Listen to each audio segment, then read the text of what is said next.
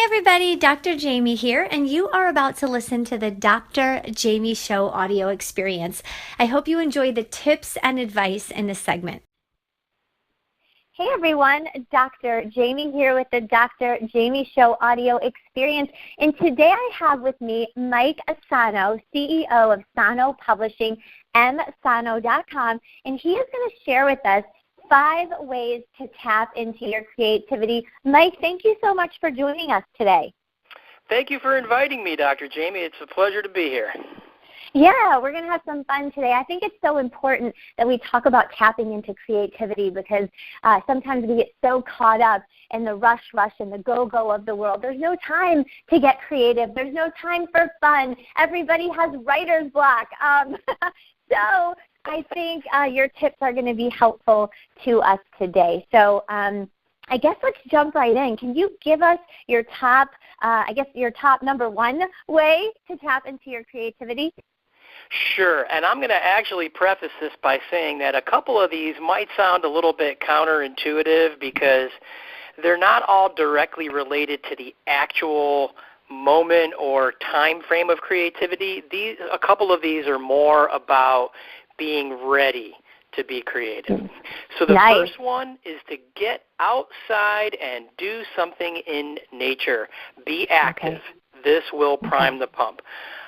It's very important. There are a lot of people out there now, as you said, everybody's busy, overwhelmed with social media, on their phones 24/7.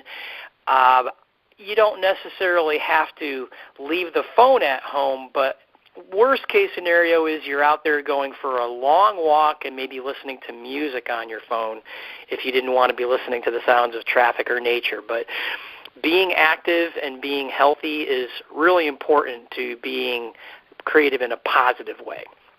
Well, I love that tip, Mike, because people say, oh, my God, Jaime, how did you write your book? And I say, on a run. And they say, what?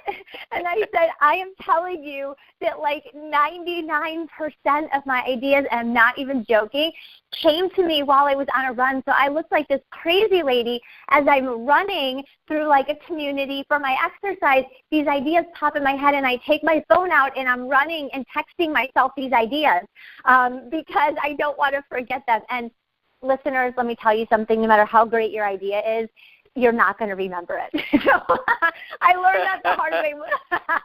I'm like, that's such a fabulous idea, Jaime. You'll never forget that. And by the time my run was over, I forgot it. So, but yes, so definitely getting out into nature will inspire you and get the creative juices flowing. So excellent first tip. What about the second one?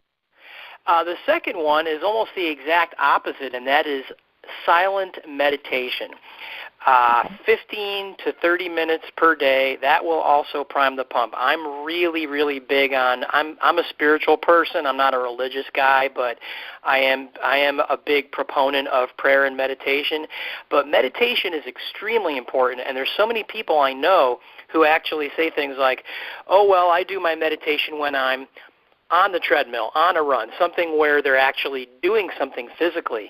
And I would say, yeah, you got to have the physical, you got to get out there and be active for at least a little while, but quieting your mind is a very important part of my overall health in general, and I'm not always good at it. I've got a mind that just blah, blah, blah, blah, and so it's very important to me to have that as part of a regular daily routine. I think that's a great point, and so many of us say, how do people meditate? There's no way my mind doesn't shut off, and I think you've got to just give yourself time. Nobody goes from 600 miles an hour, 365 days a week, and then today's your first day of meditation, and bam, you've silenced your mind. It takes time, so be patient. Some of my meditation, even when my mind is going, is I sit outside and I feel the sun on my skin, and I keep losing it, and I say, Jaime, bring it back to feeling the sun on your skin. Jaime, bring it back. Jaime, bring it back. And you might find for a while you've got to keep like redirecting yourself, but eventually you'll get the hang of it. And I do believe that can kind of silence your mind and get you in that creative zone. So that's an awesome tip. What about tip number 3? Number 3 is, now we're finally actually going to give you one that's about being creative in the moment. I'm a writer, so a big thing for me is journaling or free writing. There's a terrific book out there. It's been around for many years. It's called The Artist's Way by Julie Cameron. And she has a suggestion in there called morning pages. And morning pages is when you get up in the morning and before you've done anything at all, maybe you had a bio break because you just got up, but other than that, you haven't done anything. And you sit down and you just write, and you write whatever comes into your head. So you don't have that inner critic talking to you saying, oh, that's not good enough, or no, you're going to have to rewrite that. No, it's just complete stream of consciousness. Some of that could end up being like a journal entry. It's what you're worried about today, or you're talking about what you dreamed about just then because you just woke up out of a dream. And what happens is if you do this on something of a regular basis, you'll find that there are some really interesting things that come out of that. A dream journal, for example, I used to do that regularly, and it had some very, very interesting, strange things in it. And sometimes those things will end up being used in some creative writing later on. A lot of it's just junk, but that's okay because you're not doing that writing to create a great work of art. You're doing it to just get out whatever's in your mind. And a lot of times, if you're just waking up, you haven't really had coffee or done anything else yet, you're sort of tapping into the subconscious mind a little bit. And I've had some very interesting things come out of that, which could have been used in works of art later, like novels or poems. But I've also found that as a writer who has to write a lot, I found that would just sort of clear the cobwebs. And then later when I had to sit down and do some actual creative writing or some writing for a client, like a blog post or an article, I'd already done some writing that day because I did it first thing in the morning. So it wasn't like, oh boy, what am I going to do now? It was more like, okay, time to write some more. It's an excellent exercise. I love it. I haven't heard of morning pages, and I think that's a great tip for people to kind of inspire and spark some creativity, but also the note pattern. So I tell people, like, when you journal write, you'll notice after 4 or 5 days a pattern of something. So, maybe you keep talking about the same thing, or you're bringing up a very similar concept amongst the 4, 5, 6, 7, 10 days. So that might be another way to note these patterns of behavior and thought, and at the same time spark creativity. Now, before we roll into the 4th tip, your books, can you just tell us really briefly about your 3 books and maybe and it was 3, correct? I got that right? There's actually 4 of them now. I've got a short story collection that no, it's okay. The short story collection is made available as a freebie. So anybody who goes on my website can sign up for my free email newsletter, and they'll be able to get a download for free of the short story collection. And I hope they love that enough to say, hey, wow, I want to get one of these novels or all 3 of the novels. So tell us really quickly the titles of the 3 novels and maybe just like your primary spark for creativity for those 3. Was it the meditation? Was it the walking? So what were the names of the books, and what was your creativity source? They're all totally different. Brother's Hand is about a guy who loses his hand in a fall and then falls for his physical therapist. and nice. Because I was trying to start writing my first novel, which is what that ended up being. And I didn't know that it was going to become a novel. I started it as potentially a short story. If you're not a novelist and you're trying to write a novel, you don't know if you can do it. You literally don't. There's no format. There's no, oh, yeah, you have to do it this way. It's like climbing Mount Everest all by yourself. And you just do it, and you don't know if you can do it. And then you just keep going, and eventually you say, this is it. This is going to be a novel. I can do this. And then you just do it. The second novel is called Jana, or Jana, actually. A lot of people pronounce that name, Jana. And it's about a young daycare worker who is fired from her job because of her sexual orientation. And the creative spark for that, I have to tell you, it takes place, it's in the first person, so she's talking directly to you. this character just started talking to me, just this voice in my head of this character talking, and just wouldn't shut up for about 2 years. So Wow. I just dutifully wrote it all down and eventually did other things to create the novel that was her story. And the third novel, Miles of Files, takes place in Tampa. It's about a guy who finds out his boss is stealing from the company retirement plan. And that's not based on personal experience, but I did have a company I worked for where the company froze the retirement plan for a year. Nobody could put anything into it or take anything out of it. Oh, man, okay. That's an unnerving experience. And, of course, it made me wonder, well, what if the person who's running this thing were stealing from it? How would any of us know? Mm-hmm. So that concern ended up informing what became the novel. So it ended up working out for you in the long run. So thank goodness for that freeze. Yeah, and once it was unfrozen, we were able to roll it over into a retirement account and get it out of the company, which is a good thing. Excellent. Yeah, so life experiences can be definitely a source of creativity. And also how you were saying, that person was talking to me for 2 years, and some listeners might be laughing like, are you kidding? But I have to say, I have had clients and I have had successful people that have written books, or they write in certain, areas, and they talk about that. They talk about the characters coming to life in their mind, and they just kind of formulate over time. So I think that's another great reason to do those morning journals or the morning pages, because those characters might come to life, and then if you can write them down really quick and get some of that out while your mind is fresh, that's a great thing to do. So, yeah, okay, that is a form of exercise. It's like practice. Like if you think about a football player or a baseball player, they don't get to be where they are by just periodically throwing a few passes. They have to practice this stuff over and over. And when you see somebody watching, if you're watching a game, I hate to use sports analogies for this, but it is valid, I think. If you're watching a football game, for example, and the quarterback is just throwing these great passes and the team is just marching down the field methodically, everything's working for him. You'll hear an announcer say, he's in a zone now, referring to the quarterback. And that's exactly what happens for writers when we get into the place where everything is just flowing. That's not going to happen all the time, but it happens because you keep showing up and you keep practicing.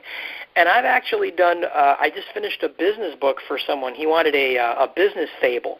So that was great for me because I had characters in there and they were talking to each other, and I didn't create these characters. They were my client's idea, but once I was in the book, I would get into places where I was in a zone, and these characters would just talk, and I would just type it up, and it was great. Yep. I loved it. That's the most fun that we have when we do this stuff. Yeah, there is research behind showing being in the zone, and I actually did a Dr. Jaime audio on this a few weeks ago about how sometimes, like you see baseball players, and to get into the zone, they do certain things, like they walk up to the plate, maybe their left foot has to go first, and then they tap the plate twice, and then they got to spit, and then they got to chew their gum 4 times and shake their bottom, all before they get up to bat. Because there's like a certain ritual that people will do to get into the zone. So I tell my clients, do certain morning routines the same all the time to kind of get you in the zone for that big meeting that you have or that day that you have ahead of you. And writing can do that too. There could be certain things that people do before writing to kind of get into the zone before they sit down and say, okay, I'm going to start writing. So that zone is important. Okay, what about tip number 4 on how we can tap into our creativity? Well, this is a perfect segue into tip 4 because it's have a regular schedule for doing creative play, writing, painting, whatever it is. I'm a writer, but I did start out as an artist and a writer, and I used to do a lot of visual art. And if you watch children writing or coloring or painting, they're not sitting there critiquing it and saying, oh, this is never going to be good enough. They're just having fun. And so many of us, going back to what you said earlier about how we're on the cell phone all the time and we're going a million miles an hour trying to do all this stuff, if we completely remove ourselves from that and say, okay, every Saturday between 3 and 5 at some point, I'm going to try to free up some time, and I'm just going to throw paint at a canvas, or I'm just going to doodle, or I'm just going to try to write songs or poems or something. I'm just going to play around and just do it and just have some fun, and don't expect it to be great. Don't try to make it perfect. Have some fun with it and be like a kid with it. And then later on, as a result of having done that, you'll be able to be better at doing it when it's more serious and you're more goal-oriented. Mm-hmm. And that reminds me of like how perfection can get in our way. So, you know, when I educate people on writing their book or doing whatever it is that they're doing, I say, you know, just get something down initially. So if I wrote my book and when I wrote it, I edited it and critiqued it and, oh, I forgot the comma there and that doesn't make sense there, I would literally probably still be on chapter 1 of my book. So, you've got to like get it out and just start writing and write. And then at the end, that's what editing's for. Oh, this didn't make sense. Oh, this would be better in chapter 3. And then go through and do all the grammar. But you can't do that along the way. So kind of put perfection off on the side for a little bit and let your creative juices just like keep flowing out and get the content out there and then go back and fix it later. So, exactly. I have a done-for-you service, which is ghostwriting books for business owners who need that book to extend their authority and reach and so forth. And I will tell them, don't worry about, I'm going to write the book for you. I'm a professional writer. If you want to send me some content, just go ahead and create it. Don't worry about making it perfect. Don't worry about the punctuation and all that stuff. Just send me some content that you have, and if you want to create some more as we're going along, that's fine. Oftentimes they're afraid to turn that project over because, oh, this is my message, and this has to be my thoughts, and I'm just going to have this other guy do it, and how is that going to work? Well, they don't have to do that. They can just do some of it, send it to me, and I'll work with it. That's what we do in this business. So, yeah, great stuff.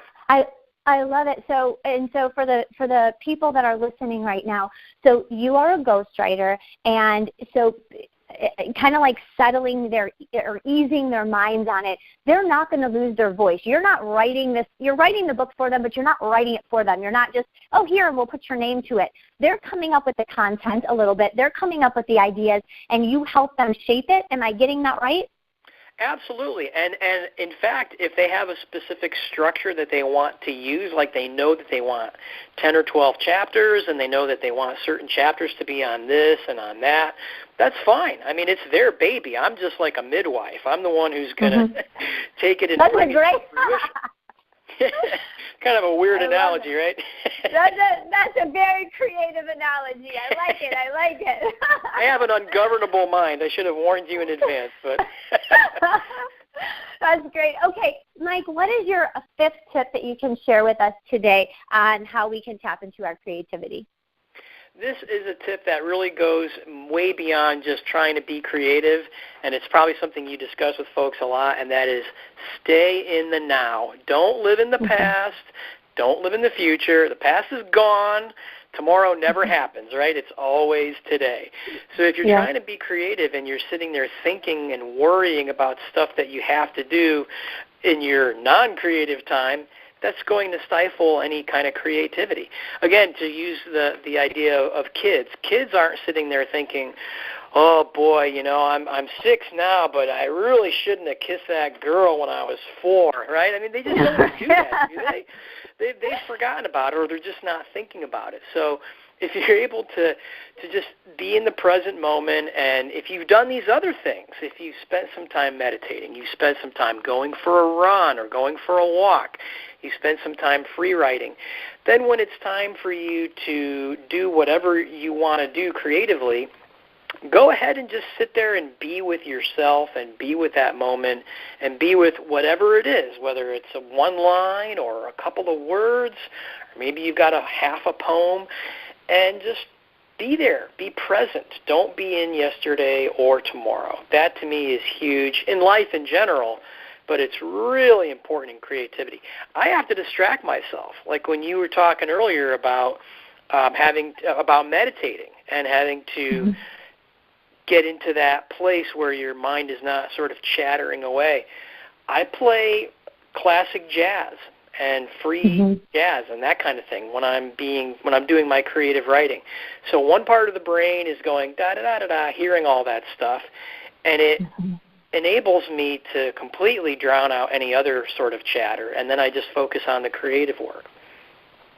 Yeah, that's excellent. And I like that you added being in the moment in general in life, because that's exactly what I was going to say. It definitely is a great way to spark creativity when you're sitting there and you're actually writing. You're not thinking about the past. You're not thinking about all the to-dos on your list later on that day. You're there doing it. But in general in life, so often we're, making dinner. Let's say we're making spaghetti and we're stirring the pot, and we're not even there stirring the spaghetti pot. We're thinking about something with work tomorrow, or we're playing with our kids and we're on the floor, but we're not we're physically there, but we're not mentally there. And I think we're missing out on so many beautiful moments in this world that unfortunately has been bringing us a lot of negativity lately, but we're missing these beautiful moments that are right in front of us because we're so preoccupied living in the past and in the future. So, right, and being distracted by so many things. Like there's a meme out there now, I think it says something like writing is 10% doing the work and 90% not being distracted by social media or something like that. Yeah. It's like you sit down at your computer, it's so easy to just go, let me go over and see what's on Facebook now. Let me check my Twitter feed. And just block some time out to just get away from all that, get it done, and then say, okay, I'm not going to look at it for the next half hour, whatever it is, and just work on something else that doesn't feel like work. Just play. Yeah. On something. Yeah, you're not missing anything in 30 minutes. So everyone, if you're writing, if you're working on that art piece, take your phone and put it in the other room just for 20 minutes, just for 30 minutes, or stop those pop-up notifications. If you're writing, don't have the Facebook tab open and the email tab open. Shut all the tabs and just have that Word doc open. So great point with creativity is be in the moment, be present. Mike, thank you so much for joining us today. Oh, my pleasure. Fantastic. Everyone, you are listening to the Dr. Jaime Show audio experience with Mike Sahno, CEO of Sahno Publishing, msahno.com. Do me a favor and subscribe to the Dr. Jaime Show on iTunes and YouTube, and comment below with your favorite takeaway from this particular episode. Have a great day, and I challenge you to start your morning pages tomorrow morning. Thank you so much for listening to the Dr. Jaime Show audio experience. I really hope that you enjoyed the tips and advice given on today's segment. Do me a favor and go to iTunes and my YouTube, and please subscribe to that channel. Every subscribe, every like, every follow helps the Dr. Jaime Show grow so that we can bring you the best guest and the best content possible. And of course, as always, if you have any feedback, feel free to leave that as well. Talk to you soon.